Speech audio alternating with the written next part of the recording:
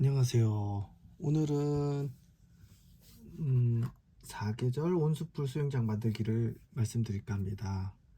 제가 작년에 경기도 가평에 그 독채 온수풀이 있는 풀빌라를 만들었어요. 그래서 그 운영을 지금 하고 있는데요.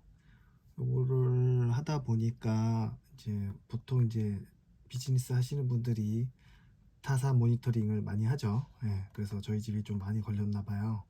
그래서 그거를 보고 문의가 참 많으세요. 그래서 제가 간단하게 저는 어떻게 했다 이런 것들 좀 정리 좀 하고요. 그리고 저도 요거를 하면서 공부를 하면서 느꼈던 문제점이 뭐냐면 어 이게 한국에는 수영장 갖고 있는 주택은 별로 없죠. 예, 주택은 별로 없고 겨우해야 이제 풀빌라나 아니면 대기업 수영장 뭐 이 정도인데, 그러다 보니까 이 인프라랑 자료 이런 것들이 너무 없어요. 전무하다 싶고요. 그래서 심지어 어떤 데 보면 목욕탕 하셨던 분들이 그냥 돈 준다 그러니까 의뢰 받아가지고 공사를 해주시는 분들도 있고 그래요. 보일러 하시는 분들이 그냥 수영장 만들어 주시고, 그러다 보니까 이제 오너 입장에서는 다 하고 나서 실질적으로 운영을 했을 때 문제가 너무 많았던 거죠. 그래서 많은 분들이 이제 저에게 의견 주시는 게 그 말에 동의를 하시더라고요. 맞아요. 그분들은 만들 줄 알았지 운영상에서 실질적으로 생기는 일들, 그러니까 피드백이 안 되는 거죠. 딱 그 자기 단계, 그 만드는 단계만 그냥 그렇게 만들어 드려요? 네, 그럼 그렇게 만들어 드릴게요 수준인 거지. 이게 토탈적으로 어떻게 운영되고 운영되다 보면 생기는 문제들, 그런 거에 대해서 데이터가 거의 전무하다시피 해요.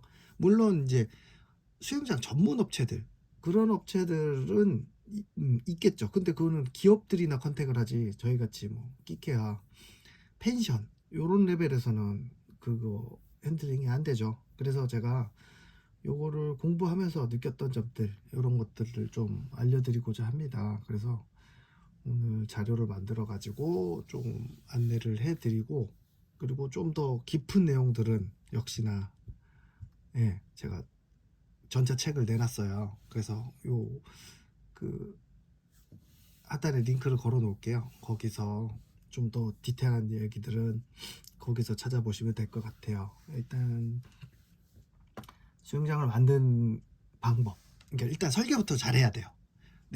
물론 내가 타일 하나하나 붙이고 뭐 파이프 하나하나 본드로 붙이고 요렇게 할 수 있는 건 아니잖아요. 근데 문제는 뭐냐면 그거 모르니까 업체에다 맡기는데, 업체에다 맡기면 그 업체는 딱 그 시키는 정도, 의뢰한 정도밖에 안 내요. 그냥 여기 물 담으실 거예요? 네.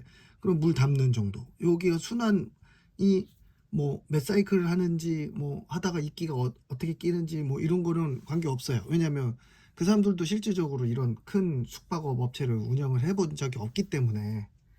그래서 이제 알아야죠. 알아야 의뢰를 하고, 의뢰해서 나온 설계값이 맞는지 안 맞는지는 컨펌을 할 수가 있어야 중복 투자를 막죠. 이제 아시는 분이 이제 저랑 통화하기 전에 제가 여러 번 상담을 해드렸는데, 이제 숙박업을 하다 보면 1세 뭐 세대 뭐라고 구분을 하는데, 일단은 예전에는 그냥 뭐 펜션 예쁘게 하고 바비큐장 해놓고 겨울에는 수영장 한다는 건 옛날에는 꿈도 못 꿨죠. 그래서 그렇게 운영하시다가 점점 이제 풀빌라가 생기니까, 그리고 겨울에도 수영할 수 있게끔 만들어 놓으면 거기랑 없는 데랑 객실 예약률이 겨울에는 차이가 많이 나잖아요. 그러다 보니까 본인들도 욕심이 나서 공사를 했는데 아무리 해도 온도가 24도 이상을 안 올라가는 거예요. 그런 문제점들. 그럼 보일러 하시는 분이 나쁜 건 아니겠죠. 나쁜 거 아닌데 모르니까 자기도. 근데 와서 보일러 하시는 분이 욕조에다 물 받아서 그거 물 데우는 보일러 넣어드리면 돼요? 그래서 네, 그렇게 해주세요. 그렇게 하다가 거기까지 간 거예요. 그래서 뭐 기천만 원 투자를 했는데 정상적으로 동작을 안 하니까 잠이 안 온대요. 잠이 충분히 이해가 되는 실정이죠. 그래서 그런 것들을 좀 공부하시라고. 어렵지 않아요. 그냥 메모장이랑 계산기 하나 두고 계산하면서 쫓아오시면 쉽게 하실 수 있어요. 자, 처음으로 이제 스펙을 설계를 해야 될 거예요.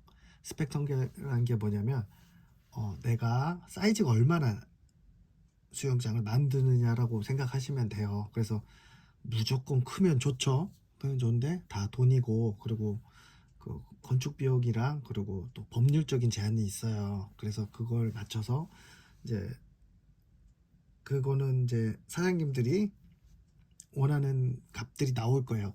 자기 현장에 맞춘.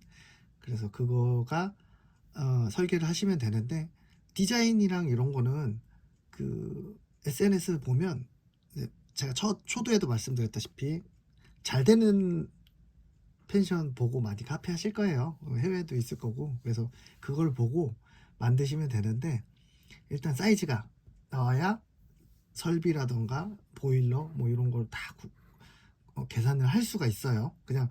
그냥 어림잡아 하시는 분들이 많아요. 뭐 아니 그 물어보면 언덕 위에 그 집은 뭐 사장님 거보다는 2배 큰데 뭐 몇 톤짜리 썼어 뭐 이런 거.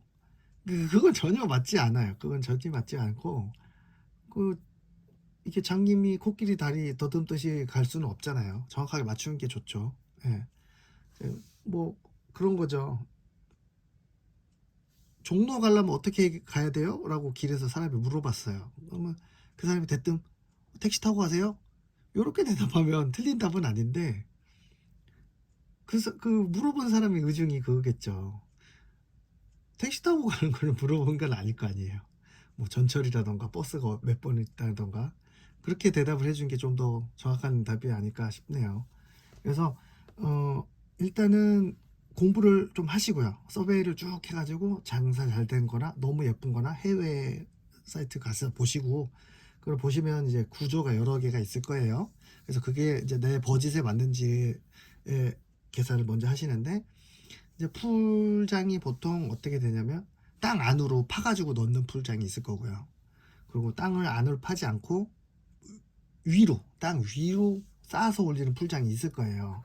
뭐 그런 타입이라던가, 아니면 옆으로 물이 넘쳐서 오버플로우 되는 방식, 그리고 스키머라 그래가지고 그 한쪽으로 물 모아가지고 그쪽으로 넣어가지고 이제 순환시키는 방식, 여러 방식이 있어요. 그건 이제 조금 공부해 보시면, 조금만 공부해 보시면 아실 거고요. 그래서 그거에 맞춰서 제작을 하시면 되는데, 그런 어떤 타입이 됐던 간에 중요한 건 사이즈가 나온 걸로 가지고 스펙을 설계를 할 수가 있어요. 그래서 나는 가로 3m, 세로 5m, 수심은 1m짜리 만들고 싶다. 그러면은 이제 1m 단위로 곱해요. 세 개를 곱하면 최적이 나오잖아요. 최적이 나오면 제가 말씀드렸다시피 3, 5, 1이니까 15톤이에요. 15톤. 그냥 곱하면 톤으로 환산하시면 돼요.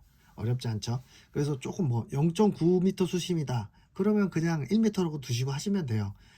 오버 스펙은 안전 마진이기 때문에 크게 오차가 있지 않으나 오버하시는 게 훨씬 나아요.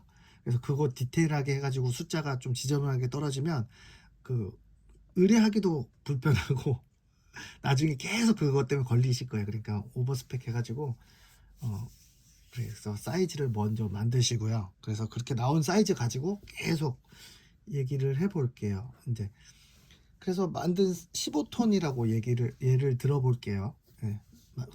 보통 작게 하시는 분들은 이제 15톤, 또 크게 하시는 분 엄청 크게 하시는데 15톤이 가장 많이 하시는 것 같아요. 15톤짜리 여러 개를 한다던가 그렇게 하시는 것 같아요. 그래서 15톤 기준을 해볼 거고요.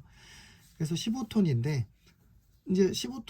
그러면은 사이즈는 나왔고 물의 담수량이 나왔어요. 그러면 이제 보일러랑 뭐 이런 것들을 나중에 계산하면 되는데, 기본적으로는 물을 15톤을 가두면 그 물은 썩게 돼 있어요. 근데 15톤이란 게 작은 사이즈는 아니고 작은 무게도 아니잖아요.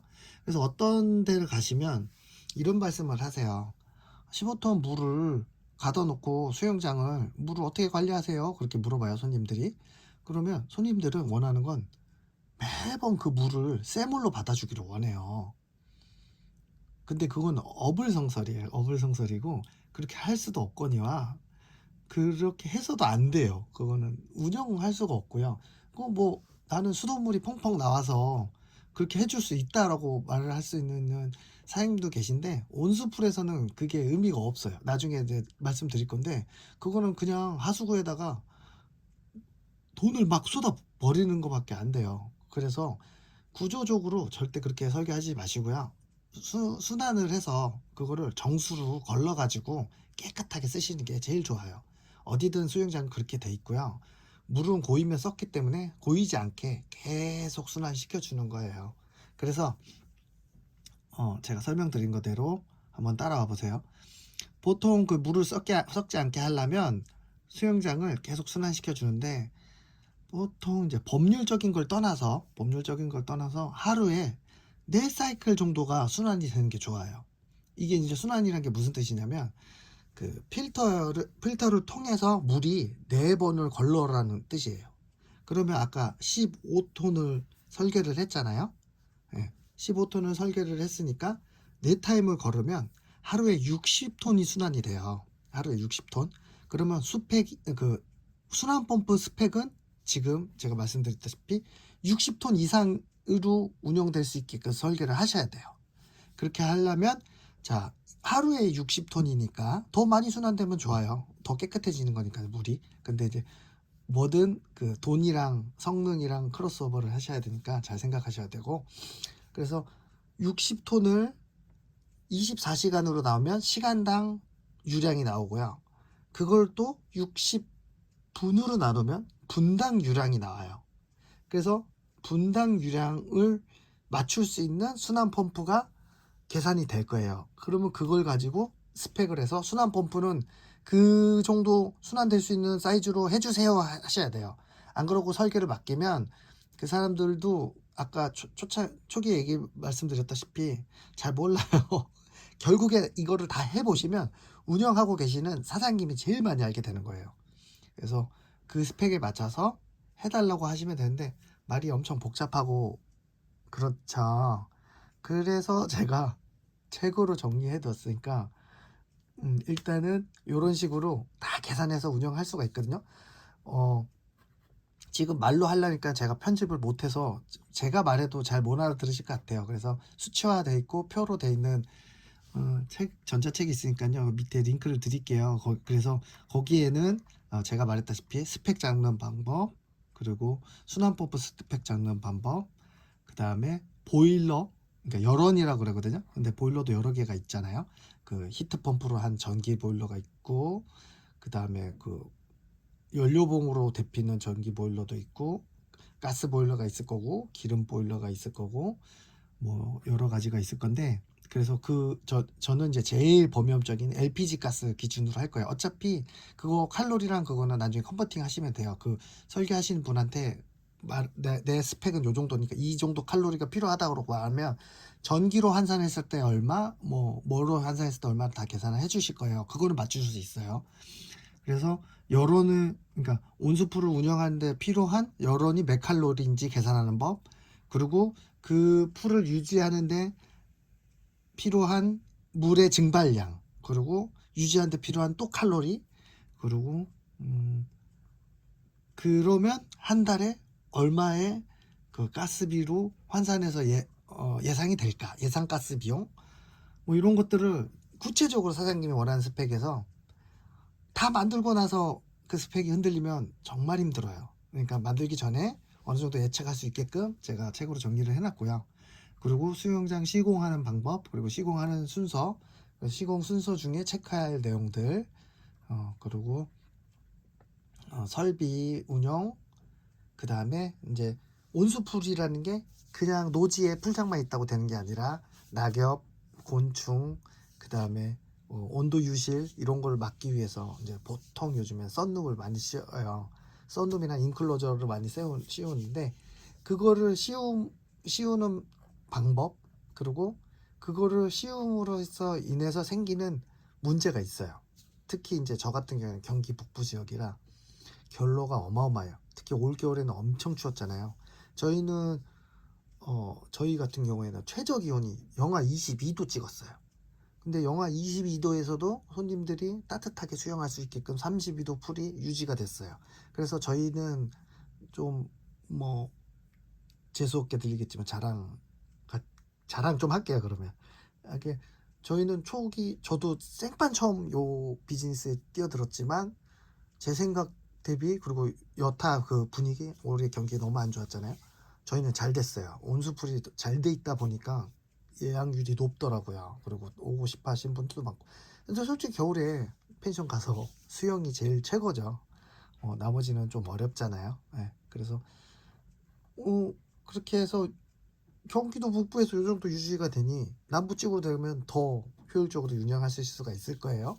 근데 문의하시는 분들은 남부 쪽에서 많이 문의하셨는데 그 이유가 있어요. 그 이유도 제가 책에 다 나열을 해놨어요. 그래서 필요하신 분들은 소정의 수수료를 내고 구매를 하셔서 보시면 정말 도움이 많이 되실 거예요. 이거 저도 이런 게 있었으면 정말 지금도 저도 후회하는 것들이 많아요. 저 혼자 독학을 해서 했기 때문에 이런 게 있었으면 정말 좋았을 것 같은데 아쉬워서 제가 이거 한번 만들어 봤어요. 그래서 한번 참고해 보세요. 제가 이거 지금 처음에는 쭉 다 풀어 드리려고 그랬는데 제 편집 실력이 너무 엉망이고 그래서 저도 이거 하다 보니까 제가 하면서도 이거 사람들이 이해할 수 있을까 싶어서 그냥 인트로라고 생각하시고 마음에 드시면 한번 가서 구체적인 내용도를 확인 한번 해보시기 바랍니다. 감사합니다.